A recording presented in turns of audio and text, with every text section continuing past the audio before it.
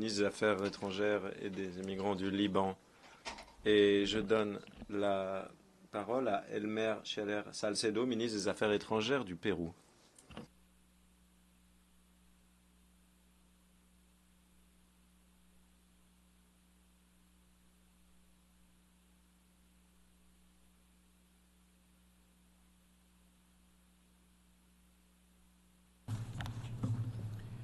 Señor presidente, Monsieur le Président de l'Assemblée générale des Nations unies, Mesdames et Messieurs les délégués des nations du monde, j'ai le privilège de prendre la parole devant l'Assemblée générale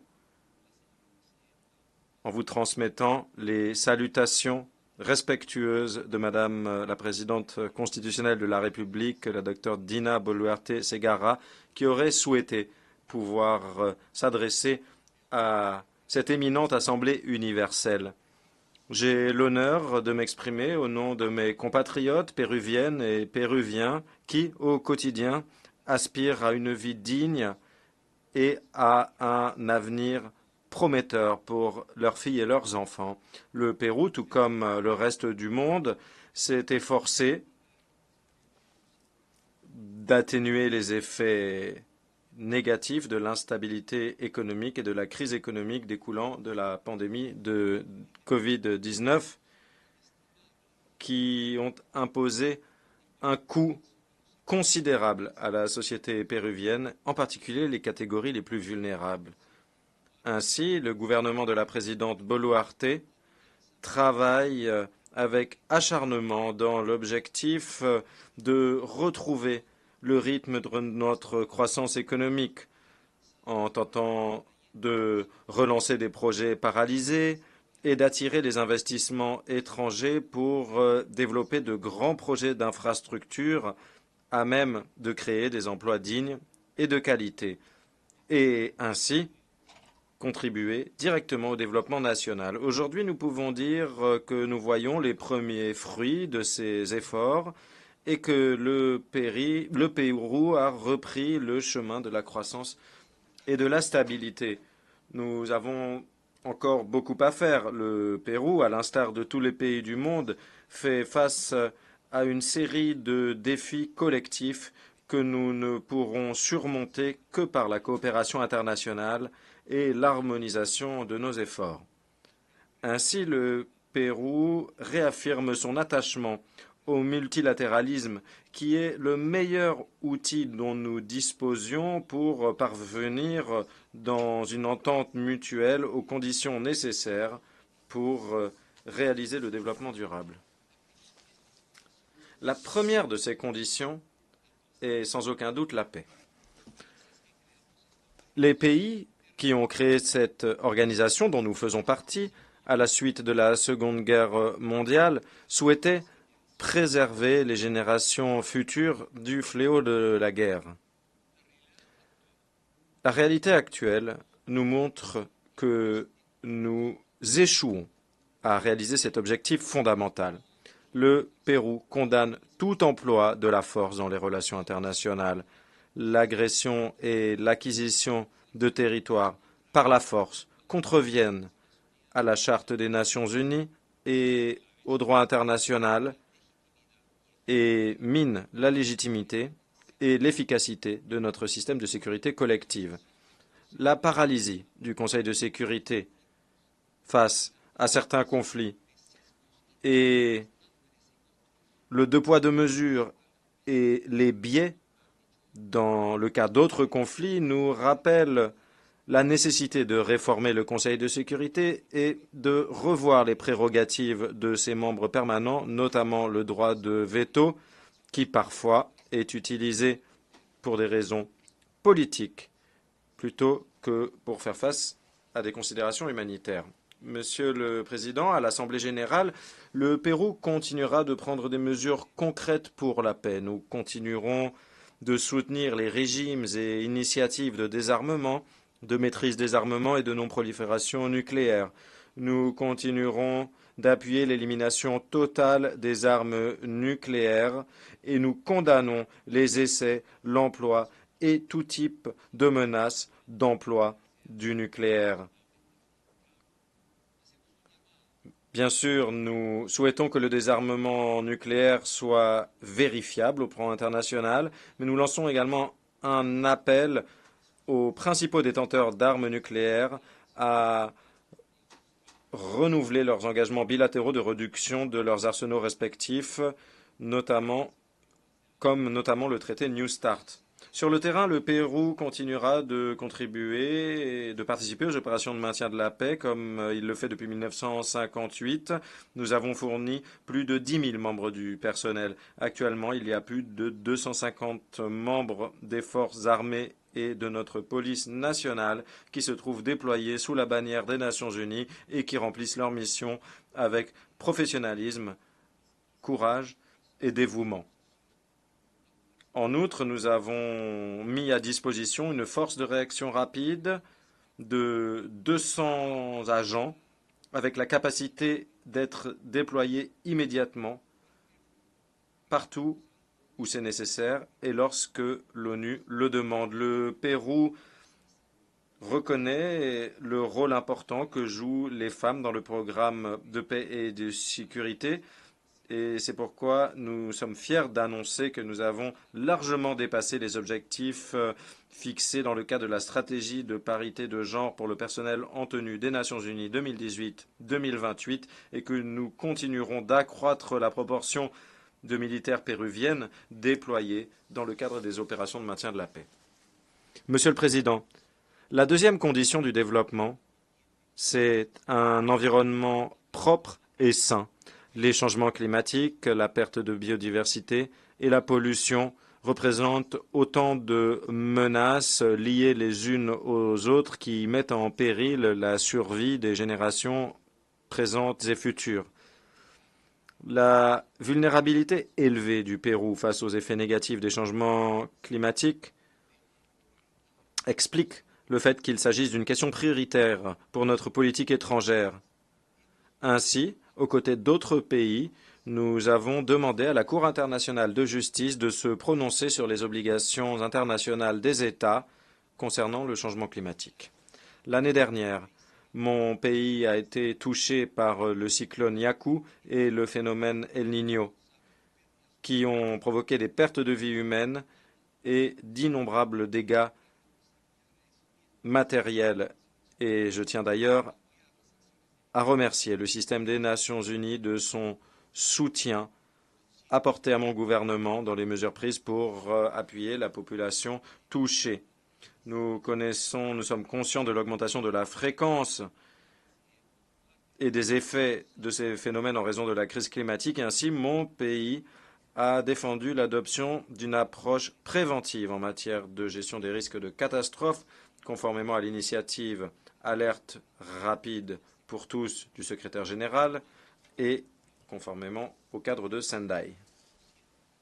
En outre, conscient de la nécessité de développer une économie sobre en carbone et de promouvoir un changement de modèle économique qui mette l'accent sur les énergies propres et renouvelables, mon gouvernement met à jour sa stratégie nationale en matière de changement climatique afin d'atteindre la neutralité carbone d'ici 2050.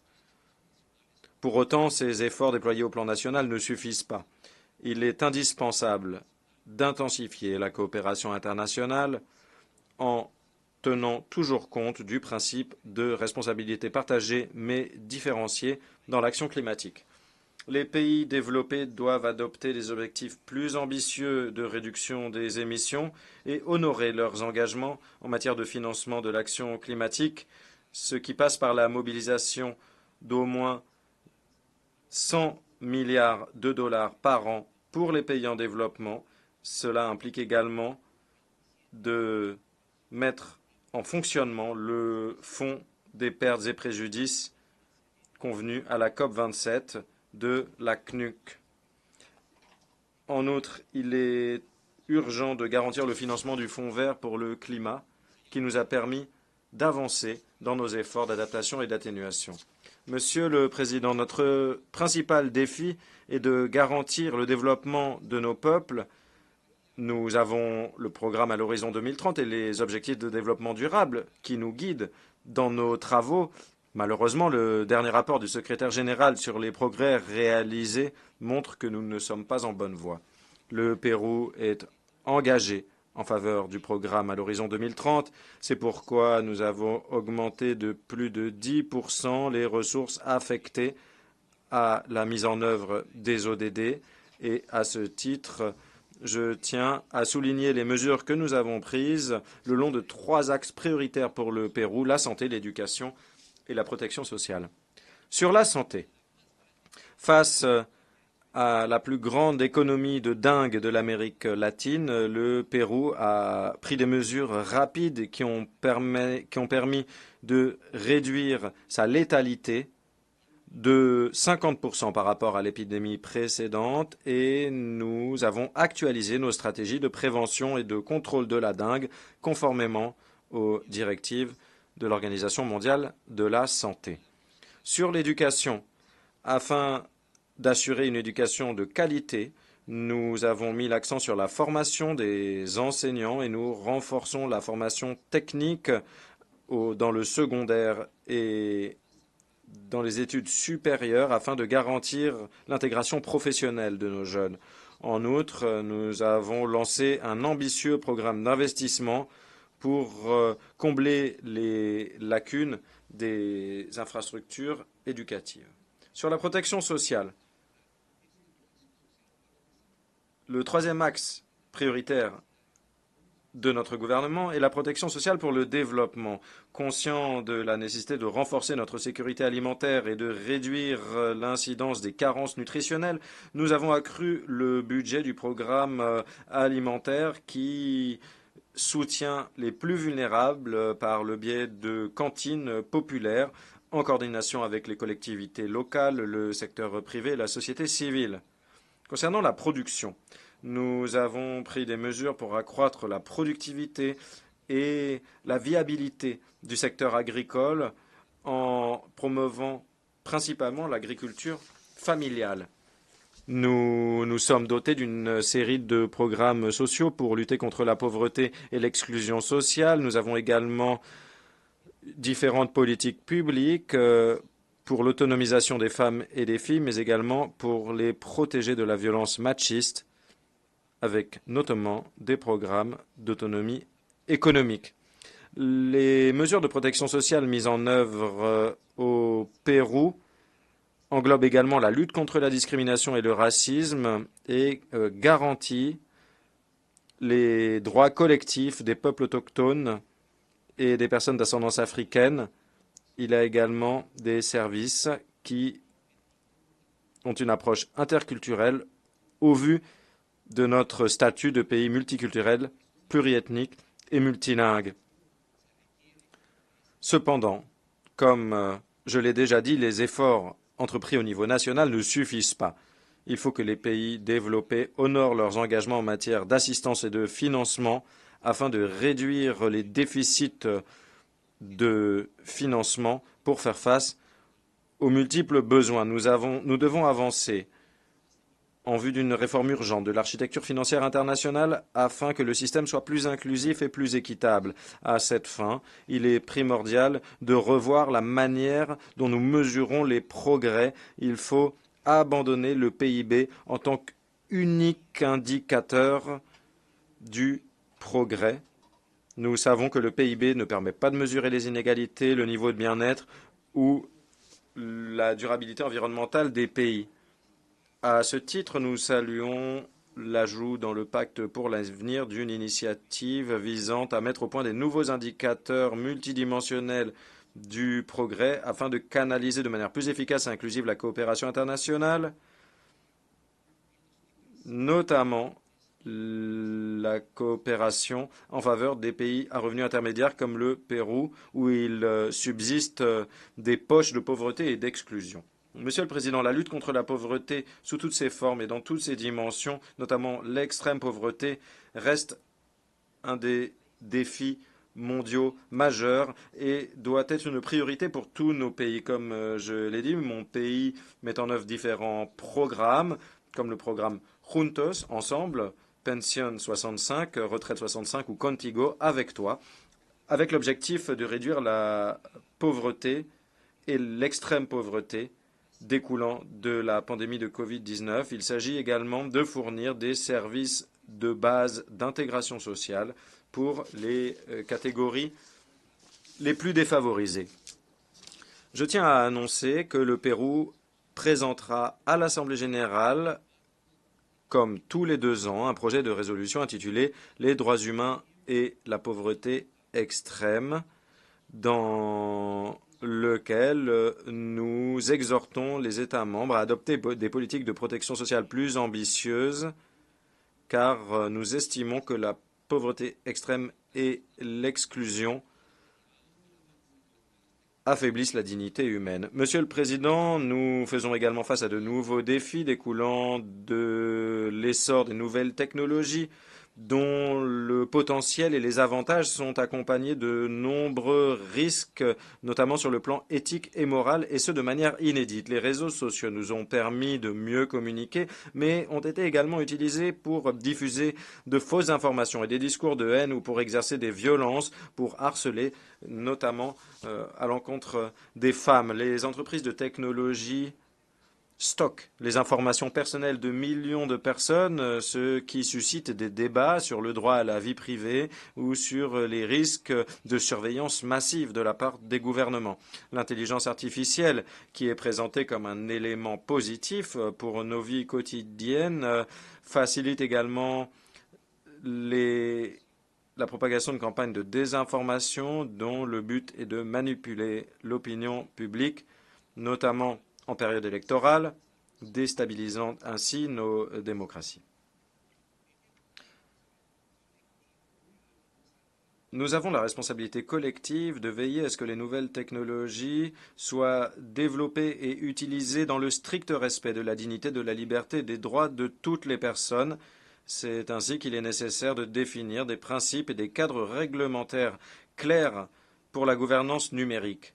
Et à ce titre, nous accueillons avec satisfaction le pacte numérique mondial adopté lors du sommet de l'avenir. Monsieur le Président, l'engagement du Pérou en faveur des droits humains et de la démocratie est sans faille. Ce sont là des valeurs fondamentales qui sous-tendent la société péruvienne et qui orientent notre politique étrangère. Le Pérou a une longue tradition de respect et de promotion des droits humains, comme le démontre notre participation à d'innombrables traités et instruments internationaux en la matière et notre coopération étroite avec les Nations Unies et d'autres organisations internationales qui se sont rendues dans notre pays. Nous leur avons toujours facilité la tâche. L'attachement fort du peuple péruvien à la démocratie guide notre politique extérieure en défense de la démocratie représentative sur le continent américain et nous nous opposons à toute tentative d'ignorer la volonté populaire. Le manque de liberté, l'absence de méthodes démocratiques de participation politique qui s'ajoute à la répression, au manque d'opportunités, génèrent des flux migratoires massifs et des flux de réfugiés massifs qui génèrent des pressions, des tensions sociales dans les pays d'accueil, notamment si ces pays n'ont pas la capacité économique d'accueillir ces personnes. C'est pourquoi nous réaffirmons notre engagement en faveur du processus visant à parvenir à un instrument mondial juridiquement contraignant qui facilite des migrations sûres, régulières et ordonnées avec une approche axée sur les droits humains, axée sur les personnes qui permettent de fournir prévisibilité et protection aux migrants face aux organisations de la criminalité transnationale organisée qui se livrent à des trafics et à la traite de personnes. Les piliers de la politique extérieure du Pérou que je viens de décrire expliquent les graves préoccupations que nous avons face à la situation au Venezuela depuis les élections du 28 juillet dernier. Les résultats proclamés officiellement ne respectent pas l'obligation juridique au Venezuela de faire preuve de transparence et d'impartialité et de rendre publics les actes originaux du scrutin. Et ainsi, cela n'est pas fidèle à la volonté populaire des citoyens vénézuéliens, ce qui empêche le Pérou de reconnaître ces résultats officiels. Monsieur le Président, tout au long de son histoire, le Pérou a mené une politique extérieure fermement engagée en faveur du multilatéralisme, de la défense du droit international et à la promotion de la solution du règlement pacifique des différends conformément aux principes fondamentaux de la Charte des Nations Unies. Cette tradition diplomatique explique notre engagement historique en faveur des Nations Unies. Nous rappelons les contributions réalisées par des figures de l'envergure de Victor Andrés Belaúnde, qui a présidé cette assemblée, de José Luis Bustamante Rivero, président de la Cour internationale de justice entre 1967 et 1970, et bien sûr Javier Pérez de Cuéllar, 5e secrétaire général de l'Organisation des Nations Unies, qui est une source d'inspiration pour les membres de notre service extérieur. Dans un contexte marqué par les critiques concernant la portée du multilatéralisme, ce legs nous engage à rester actifs dans la promotion d'un multilatéralisme efficace qui nous permette de répondre de manière collective aux énormes défis qui font que nous devons agir collectivement dans des domaines extrêmement diversifiés comme la paix et la sécurité internationale, la protection de l'environnement ou l'atténuation des effets des changements climatiques. Il faut également veiller à ce qu'on ait les moyens de mise en œuvre pour réaliser le développement durable et réglementer les nouvelles technologies. Monsieur le Président, vous pouvez compter sur le soutien décidé du Pérou afin de parvenir au consensus nécessaire qui nous permettront d'avancer dans cette tâche d'envergure mondiale. Merci beaucoup. Merci infiniment au ministre des Affaires étrangères du Pérou. Nous venons d'entendre la dernière intervention au titre du débat général pour la présente séance. Nous poursuivrons le débat général demain matin à 9 h, ici même. La séance est levée.